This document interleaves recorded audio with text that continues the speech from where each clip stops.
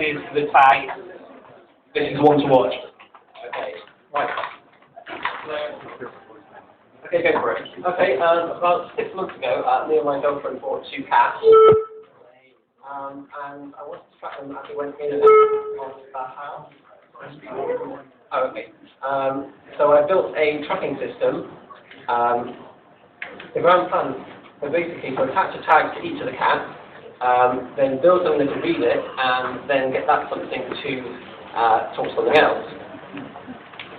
So, brain's on it now. 15 seconds is a long time. Right, so what do I get out of this? Well, it's quite a fun project. It's a bit different to what I normally do at work.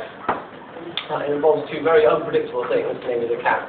And it also combines 2 things I'm passionate about, which is cats and technology. Now, hopefully the cats benefit as well. They get some RFID bling. They also get, as the Home Office would say, increased safety.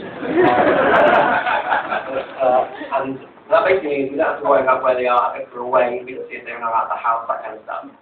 I'm telling you this because, well, I hope some people try the same thing, and I'm hoping you get some suggestions. But also, I haven't finished it. So if you've got a project that's lagging behind, arrange to do a talk on it, and it seems to motivate you a lot.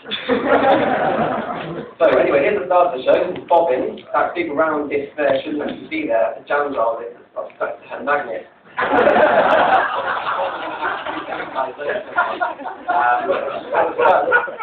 And he's called Tuffin. And he's quite hard to photograph, but he's already been the star of a couple of gold caps. He then finished rough seas there. So before we go on, I want to talk a little bit more about something coming up in a minute, hopefully. Which is, right, yeah, a little bit about RFID tags. If you've not heard of them, they're a little chip. They've got an antenna built into them with a number on it.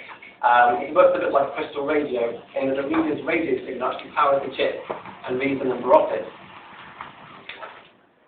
So the main idea is you glue this RFID tag to the cat's name tag, for example. You put the reader by the cat flap in a little computer or microcontroller that talks to a server, and you've also got switches to manually set the cat in or out if it runs through the door or something and doesn't go through the sensor. So I built a little test application running on my laptop just to see if the reader works. Here you can see that Tuffin's gone out, and Bobbin, looking a lot slimmer there, has stayed in. So once we got that, it was then time to actually try and get to talk to the microcontroller itself, which is when this popular approach became very apparent. Basically, I couldn't get the reader talking to the RFID, well, I couldn't get the reader talking to the microcontroller, so I spent another 40 quid and bought another RFID reader, and you don't work with it. Which is when you get this feeling that it's probably cheaper to pay a friend to do it for me than to continue building this project.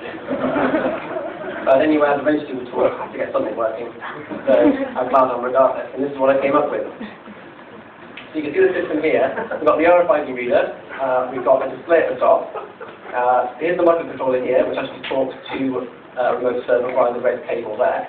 And you've got the 2 push buttons on the other side where you can set the cat in and out.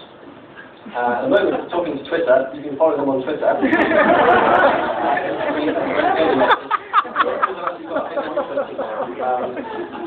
They're actually in LOL speak now, a big advancement. It also talks to us. If you want to see what's actually going on at a glance, you can look at the display there. It also gives you some visual feedback when you set the cat in and out. And there's also any errors that occur on the system, cat died or something. Finally, it also talks to my server in London, so that builds some statistics. It uses Google charts, that kind of stuff, so you can get sort of a pattern of when the cat goes in and out of the house, and you can see that over the URL coming up in a minute. So, there are some improvements. Sometimes the cat just sticks its head through the cat flap. It doesn't actually go through, or just watches things through the cat flap. And infrared feeding inside the cat flap to make sure the cat's actually gone through. And there are also cats that goes halfway through and then goes back out again. Whereas, we can see if the cat's in or out or not. Cold, I now think I can use it. I'm treating like that. I did actually learn some real life stuff from this that I can take back into the workplace actually. And that is if a user, no matter how dumb, can't use my software or system, it's not their fault, it's mine. And also, people only like to spend their free time doing projects they enjoy.